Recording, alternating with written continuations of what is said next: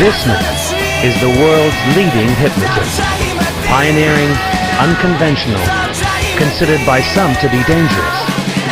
He'll do whatever it takes to cure a problem.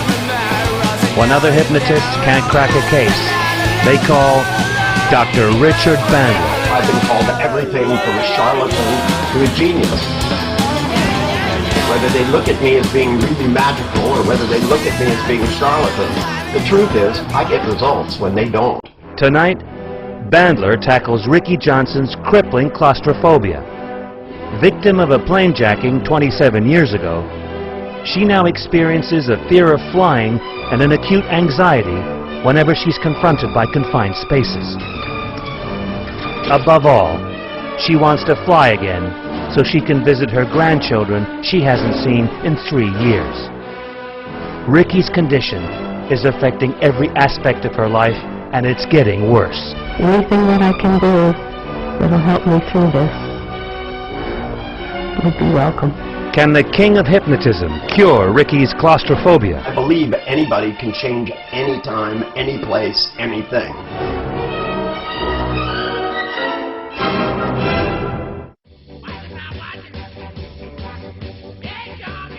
Ricky Johnson grew up in the 1950s in Westchester with not a care in the world.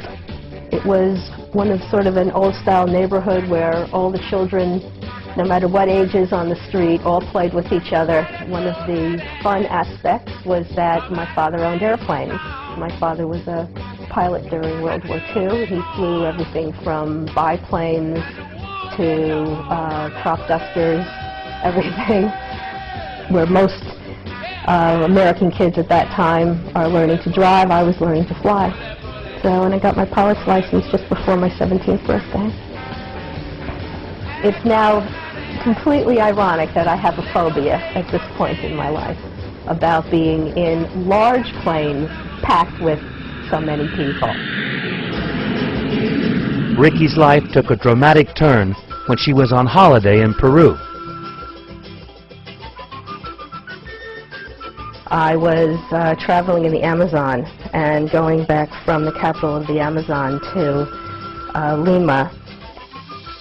Tragically for Ricky, the plane she was on was hijacked by Maoist guerrillas, the Shining Path. It was terrifying. Their masks and Uzis. It was very hot.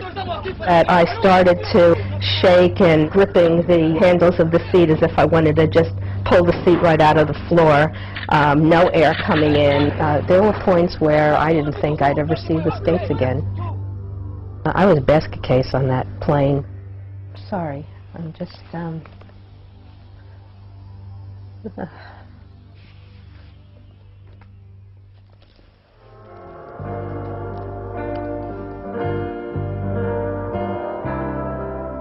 I know a lot about how the brain is actually wired up. That nowadays with MRIs and CAT scans and PET scans, we're able to look at what's actually functioning when somebody has a panic attack versus a phobic response versus depression and all these other things. And I know a lot about how to hack into the brain and get back and change that programming so that people can be happier. Having reviewed her case notes, Bandler suspects Ricky's problem is far more complicated than a relatively simple phobia. Does it occur in other places? yes. He believes she is suffering from acute panic attacks, but he wants to talk to her before confirming his diagnosis. How long has this been going on? When he talks to Ricky, he discovers she experiences panic attacks nearly every day, some lasting up to 20 minutes. As Bandler suspected, Ricky's brain has taught her body to react to stress by effectively closing down, resulting in acute and frequent panic attacks. So we'll go ahead and make arrangements to meet then, okay? Okay. Yeah, I'll see you soon. I need to open a window because I have to be in a room with the window opened all the time. She doesn't have a phobia. In fact, she's got very classic panic attacks. In fact, I'm sure a lot of this manifested itself before the traumatic event of going to Peru. My approach to things is a little bit different than most people. I'm not so much interested in what caused something. What's important here is what she does in the future.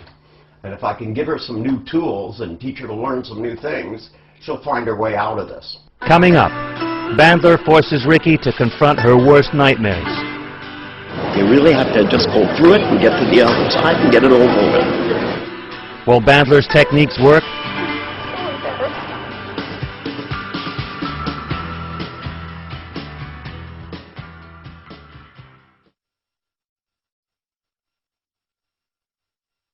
Ricky Johnson suffers from acute panic attacks To be in a room with the window opened all the time. after being hijacked 27 years ago. Conventional therapy and drugs have failed her. She's desperate to fly again so she can visit her grandchildren on the West Coast. Although skeptical of hypnosis, it's her last hope. She is about to meet one of America's top hypnotists, Dr. Richard Bandler. Will his treatment cure her once and for all? Just feeling very uneasy at the moment. Hello, you must be Ricky? Ricky? Yes, nice to meet you. Hi. Will you sit down? Yes, if you had your eyes closed and you were on the plane, you would still know that you couldn't move around, wouldn't you? Yes. Yeah, Yes. and it would scare the piss out of you. Yes. See, that's a good thing, because it means it's not the plane scaring you, and it's not the people. There's something inside your mind. Bandler begins his treatment with what seems like a general conversation. But unknowingly for Ricky, the process of hypnosis has already started. All of that stuff amounts to an enormous amount in the moments of your life. Bandler is planting clever hypnotic metaphors. Well, it's easier to avoid things in the basement. Well, it is if you don't have the right tools. The first technique Bandler wants to teach Ricky is one he invented called fast phobia disassociation. Okay, let the picture come up and write it out now. That's it. First, he confronts her trauma, the hijacking, an event she believes has blighted her life. Your imagination is a trap. If you can imagine in your mind this event with the terrorists, you feel like it's happening. He gets her to play the events backwards in her mind, gradually reducing the size of pictures, the colors, and introducing a comic soundtrack.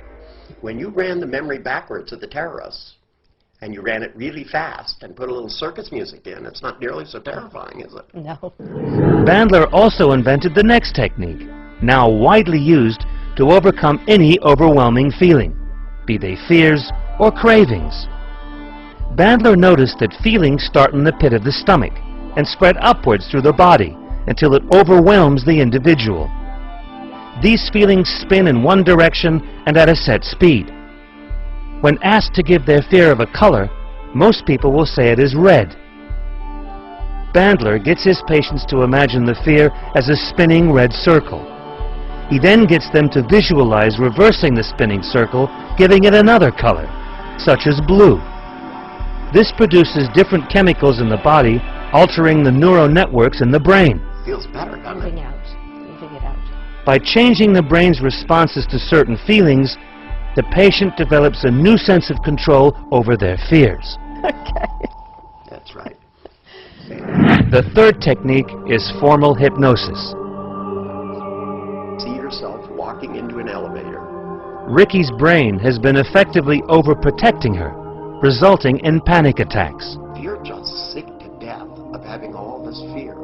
Bandler needs to override this programming. He needs to get her into a state of relaxation so he can instruct her unconscious to reprogram itself. I want you to say, not this time. Treatment over. Ricky is in for a shock. Has she understood how to use the techniques Bandler has taught her? I can walk out. You can. Now, does that mean you have to? No, if I want to. That's right. Part of the reason I closed her in the corner was so that I could test how well it was working. It's going to start slowly. I mean, I want to take her out to a couple of places and literally joke with her to the point where she can start to get a handle on this. It's going to be work. It's going to take some time for it to start to generalize through her life. This is a really powerful first step. Round, round, get around, I get around, yeah, get around, round, round, I get around, I get around, round, round, I get around, round, round, I get around. The next stage is Ricky's worst nightmare. confined spaces. So are you excited? Well, it's something that I'm going to have to face. Might as well face it now.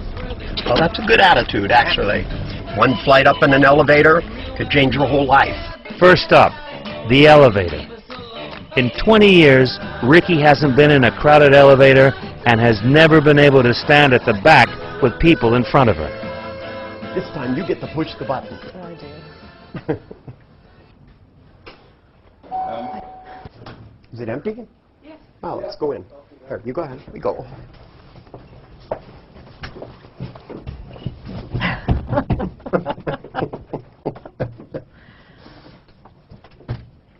Okay, round. If I was in here on my own, I'd be okay, or with one other person. But No, when you have you're okay a lot now. of people. Excuse me, you're okay now. Mm-hmm. Stop thinking about when you're going to scare yourself in the future and notice what's going on right now. You're doing just fine. It's fine. Just relax. Take a deep breath. Deep breath. I'm supposed to breathe, huh? Yeah, gotta keep breathing.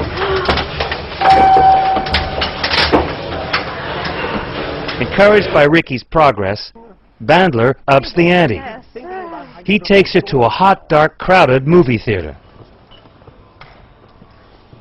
Ricky hasn't set foot in a movie theater for over 10 years, relying instead on video rentals for her home entertainment. Very small. Come on, keep breathing.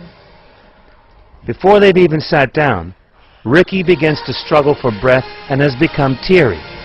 She's suffering from one of her familiar panic attacks.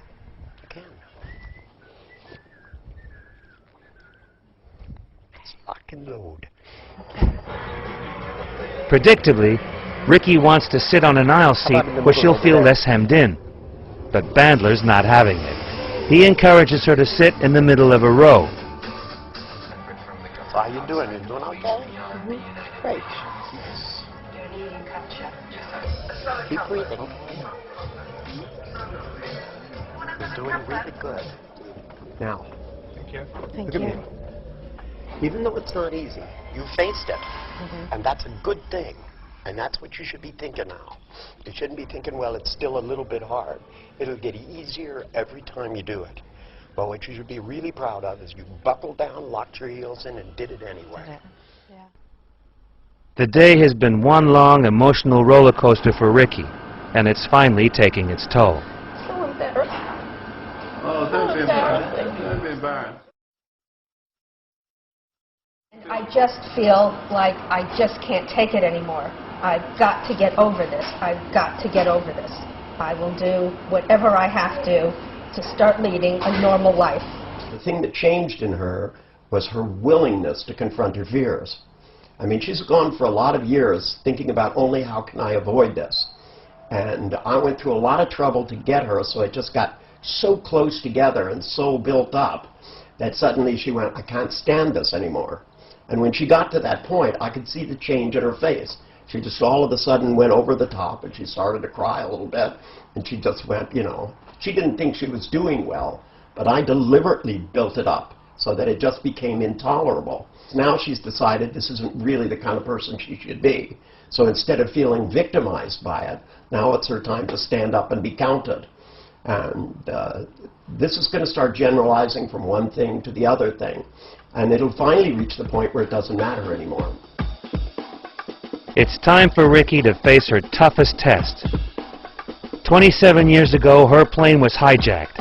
And since then, Ricky hasn't been able to fly in a large crowded plane and has never been able to sit hemmed in at a window seat.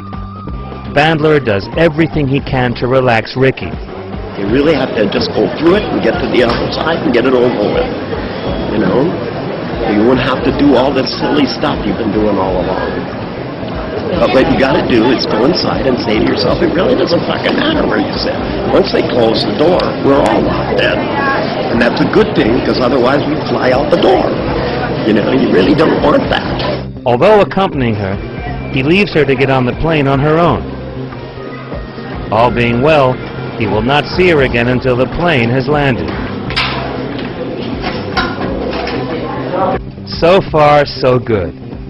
For the first time in 27 years, Ricky is on a commercial plane sitting in a window seat. Get upset, didn't panic. Pretty proud of myself. Suddenly there's a setback. She's once again struggling for breath. Her heart races. Immediately she gets out of her seat and heads towards the back of the plane in search of Bandler. In her panic, she hasn't spotted him. But after a moment, her determination kicks in and she forces herself to return to her seat. I feel better now. She begins using the techniques Bandler has taught her. It works. Her breathing is steady and she's even beginning to enjoy the flight. I'm looking for positive aspect to all this and a better future and a lot of weight off my shoulders. We've just landed. I have to say I'm proud of myself. I did it. I sat in that little cubicle, even with the tray down. Didn't put my seat back though. I was too nervous. Looked out of the window a lot, and I did it. And I think I'm finally conquering this phobia that I've had for over 20 years. And the biggest problem is that I have to do it again on the way back. This is the first time in 27 years Ricky has successfully completed a flight without constant panic attacks. Only thing I want you to pay attention to is how much better you did. You notice how much better it's getting each time, and eventually it will disappear. But you did really good. You're proud of yourself. I am proud of myself, I have to say. You know, if I can do this, then I can do the rest. And remember, it's not whether the seat is empty or full that makes you feel better. It's your brain. What you got to do is keep breathing and just say, who cares? It don't matter. And if you think of what you can do with all that time, you got so much spare time. You got to fill it with something good, or you'll fill it with something bad. But you did really good. I'm really proud of you. For 27 years, Ricky Johnson has unnecessarily suffered in silence. And in just one day of treatment, she has been taught the tools to cure herself and dramatically change her life. 2 weeks later, Ricky took a flight to see her daughter Sherry and grandchildren Brandon and Candice she hadn't seen in 3 years. Her panic attacks have now virtually disappeared.